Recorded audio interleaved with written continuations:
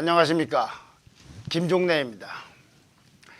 이 총선이 한 달쯤 앞으로 다가오면서 어느 구름에 비가 있을지, 어느 구름이 천둥 번개를 몰고 올지 몰라서 친문 집권 세력이 좀 전전긍긍하는 모습입니다.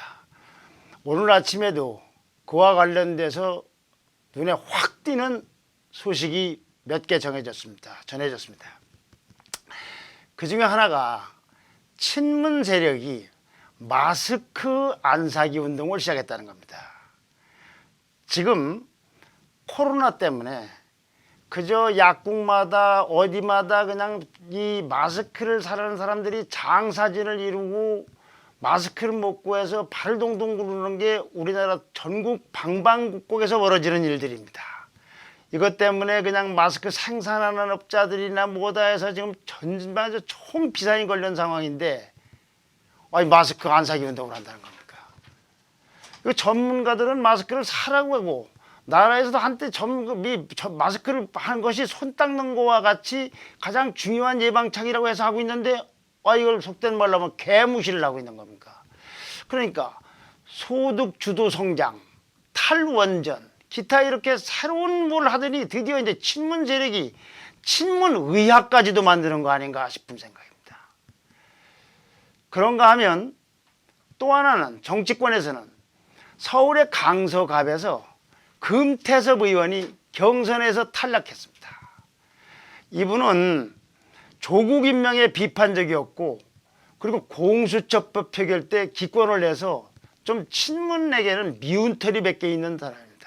근데 그 경선 과정을 보면은 참 소름이 끼칩니다. 참 무서운 친문 세력입니다. 그래서 오늘은 날아간 금태섭, 더불어민주당서 나홀로 진문당으로라는 주제로 말씀드려볼까 합니다. 오늘은 여기서 이제 이 마스크 문제는 제가 전문가도 아니니까 그냥 금태섭 의원 얘기만 하겠습니다.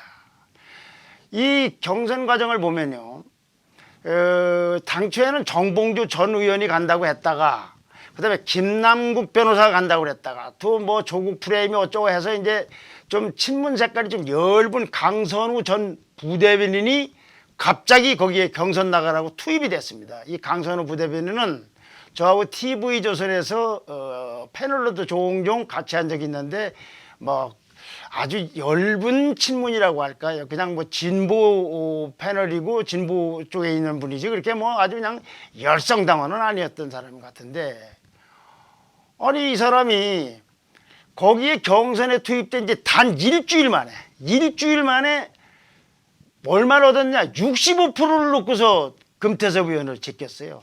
이 친문의 의원 통제력이라고 할까, 장악력이 참 무서운 겁니다. 웬만한 사람은요, 한 지역구에서 7년을 노력을 해도 그 쉽게 되는 거 아닙니다. 근데 어떻게 일주일이면 뭐 사무실 차리는 거, 명함 돌리는 거, 뭐 할 것도 없이 그냥 삽시간에서 거기서 4년 동안 텃밭을 다져온 현직 국회의원을 제꼈다. 이거 참 무서운 일입니다. 무시무시한 일입니다. 금태섭 의원을 이렇게 보면, 달리 보면 이렇게 됩니다. 이분이 공수처법 때 반대는 못하고 지도부의 설득에 따라서 기권을 했습니다. 그럼 이렇게 됩니다. 기권을 자유도 뺏겼어요, 의원들이. 누구한테? 문바들에게.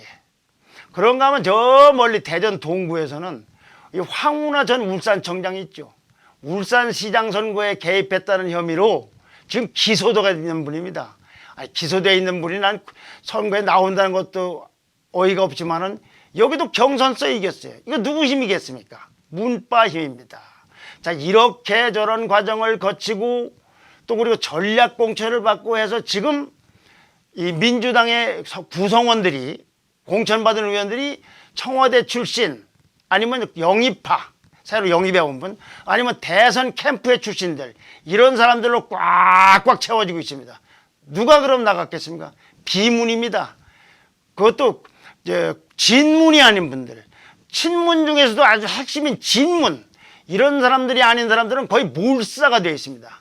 뭐 이종걸 뭐 전 원내대표니, 이석현 부회장이니, 유성희 의원이니, 뭐 다선 뭐고 할 거 없이 그냥 싹싹 거의 뭐 아주 고사, 몰사가 됐습니다. 그런데 이렇게 들어가는 의원들이 그럼 대단한 거냐? 아닙니다. 아까 말씀드린 것처럼 일주일 만에 현역 의원도 몰아낼 수 있는 문바, 여기 눈치를 보지 않고는 도저히 안 됩니다. 의원이 옛날 의원들이 아니고 문바의 눈치를 보는 그런 의원들입니다. 별게 아닌 게 되어 있는 겁니다. 그런 예는 또 있습니다.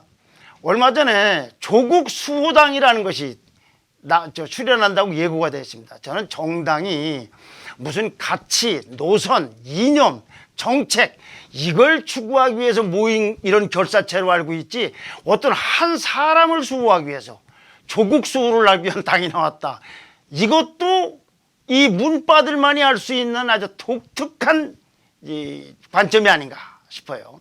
이래서 이렇게 되면은 결국 이제 뭐가 이제 어떤 문제가 생기냐면, 어떤 문제점이 생기냐면, 당내에서는 진문이 포진을 하고 있고, 장내에서는, 여의도 국회의사당에서는 장외 정치권 밖에는 문바가 포진해서 이 두 세력, 진문 의원들과 문바가 합작해서 단일 대우를 깃발을 들고 여의도로 광장으로 온 나라를 휩쓸 판입니다.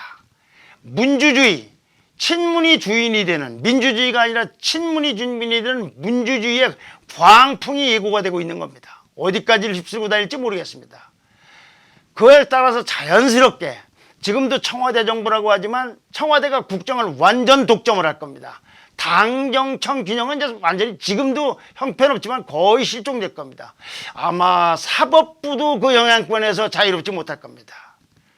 우려되는 것은 총선 후에는 이제 그로부터 2년도 안 남았는데 대통령 선거가, 다음 대통령 선거, 그걸 향해서 여야가 아마 피투기는 싸움을 할 겁니다. 보수라고 가만히 있겠습니까? 자라가 참 어떻게 될지 참 걱정입니다. 이런 가운데 우리나라에서는 지금 친노 반문 진보가 태어났습니다. 옛날에 노무현 대통령에 대해서는 긍정적으로 봤지만 지금 문재인 대통령에 대해서는 부정적으로 보는 분들, 원래 반노 반문이 아니고 친노였다가 반문으로 갈리는 이 진보 인사들이 많이 나오고 있습니다. 대표적인 사람이 진중권 학자, 진보학자고요. 그 외에도 무슨 뭐 참여연대도 있었고 민변에서도 나오고 고려대학교에서도 나오고 많은 분들이 나왔습니다. 진보 진영이 아주 독특하게 되어 있는 겁니다. 친노는 맞는데 반문 인사력이 나왔답니다. 그중에 진보학자인 진중권 교수의 이 절규가 참 와닿습니다. 어제 그 금태섭 의원이 낙선된 후에, 이제 공천 경쟁에서 실패한 후에 이 민주당은 김대중의 민주당도 아니고 노무현의 민주당도 아니다. 오직 기득권 수호를 하기 위한 거대한 덩어리일 뿐이다. 이들은 막대기나 쓰레기통에다가도 조국 수호라고 써서 경선에 내보냈으면 당선됐을 거다. 이거를 진보 세력인 진중권 교수가 이렇게 절규를 하고 있는 겁니다. 자, 이와 같은 소리들이 묶여져서 모아져서 친노 비문 진보 독자 세력화가 가능할까? 아직은 요원할지 모릅니다. 그러나 총선 결과에 따라서는 그러지 말라는 법도 없습니다. 여기서 중요한 것은 중도층 유권자들입니다. 여러분들이 물론 보수도 있고 진보도 있어야 됩니다. 그러나 이와 같은 형태의 친문, 문바들이 저렇게 난리를 치는 저런 진보가 과연 있어야 되느냐, 아니면 새로운 참진보, 진정한 진보가 있어야 될 것이냐, 그에 따라서 그것이 어떤 것이 나라에 도움될 것인가, 그거는 유권자 여러분들께서 현명한 선택과 판단을 해야 될 걸로 보입니다. 감사합니다.